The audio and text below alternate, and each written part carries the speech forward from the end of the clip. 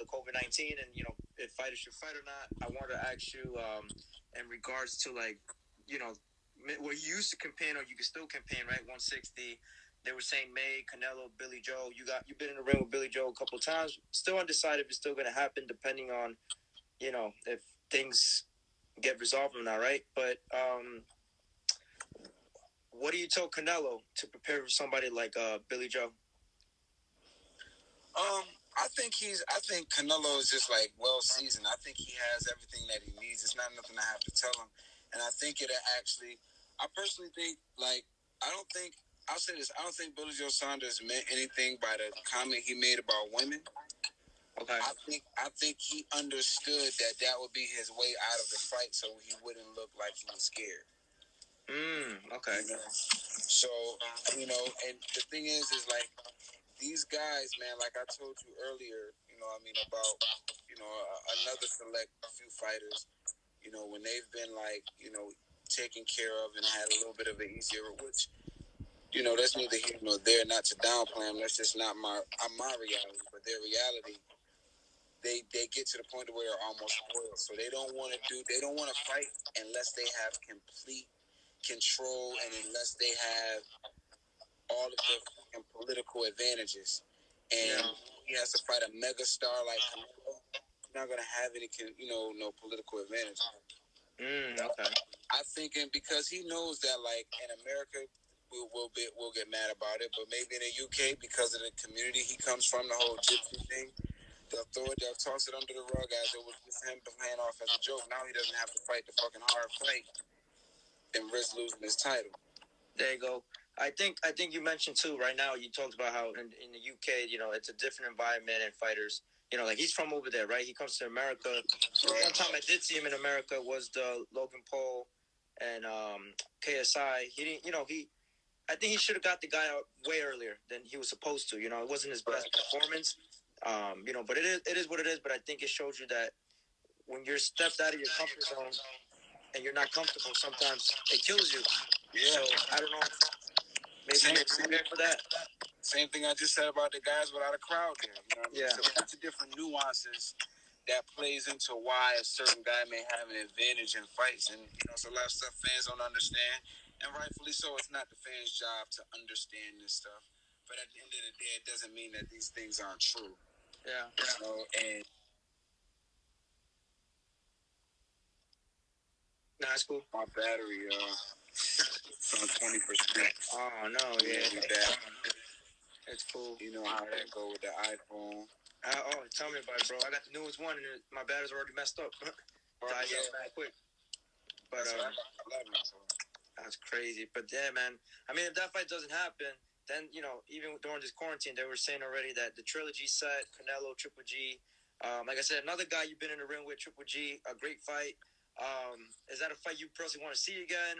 Are we going to learn something from a trilogy, or just should we see something else, something more fresh, as we say, for 2020 in the boxing world? I don't know whether I can say.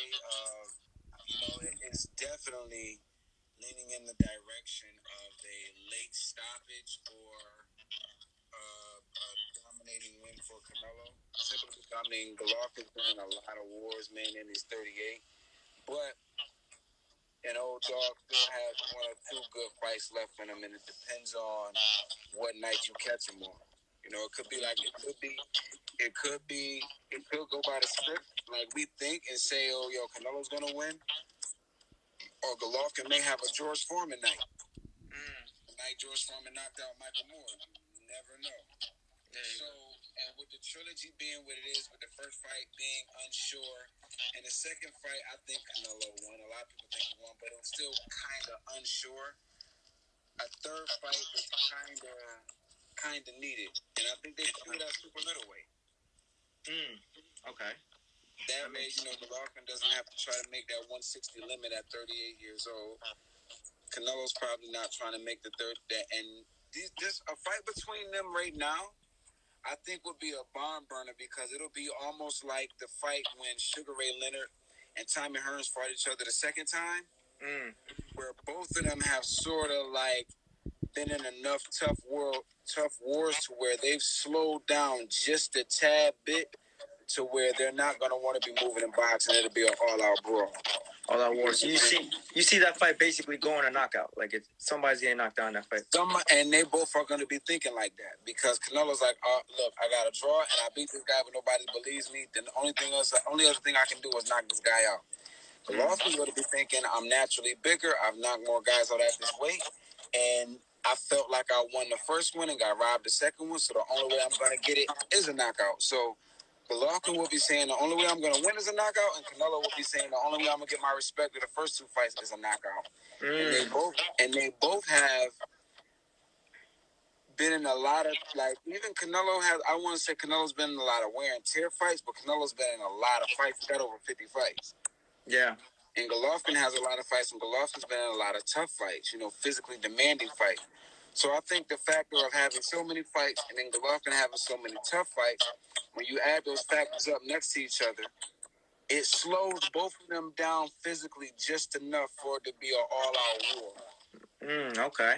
So you don't got a young bull in there against an old bull where you know it's going to win. Because even though Canelo's 29, Canelo's had a lot of fights. There you go. He's not necessarily a young 29. A lot of people say, he's 29. Some guys are shot by the time they're 27, depending on how many rough fights they've been in. Yeah, and it also depends on the punches they've been receiving too. Because I think a lot of people say, like Floyd. I always say the Floyd example. My Floyd is 43. Yeah. But he fights like he's 30, 31. Yeah. Like, because he took some good hits, but it wasn't like repetitively. Like it wasn't consistent. It was here and there. He was taking big hits, but I think because of him not taking long hits, the longevity was on the upper side for Floyd. Right. You made a great point about knockout for Canelo's respect, a knockout for Triple G's to win the fight. Even his last fight, I think with Derevchenko, I had Derevchenko winning. I thought he won that fight.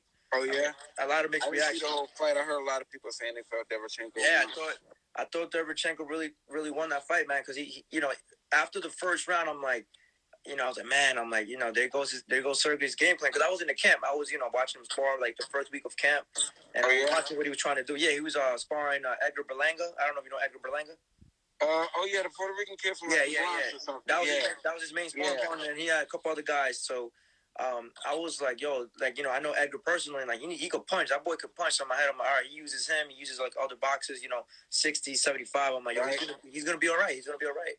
And I like watching the whole fight. I'm like, Sergey won for me, maybe like by 2 points more, max. Right. I thought he beat Triple G, and for me, I was like, Triple G looks like a little bit more slower, a little bit like sluggish. Like in my head, I'm like, is it all the punches he's been taking? The last 4 or 5 years. And age too, he just turned, 38? 38. Yesterday. So that also could play a factor, father time and whatnot.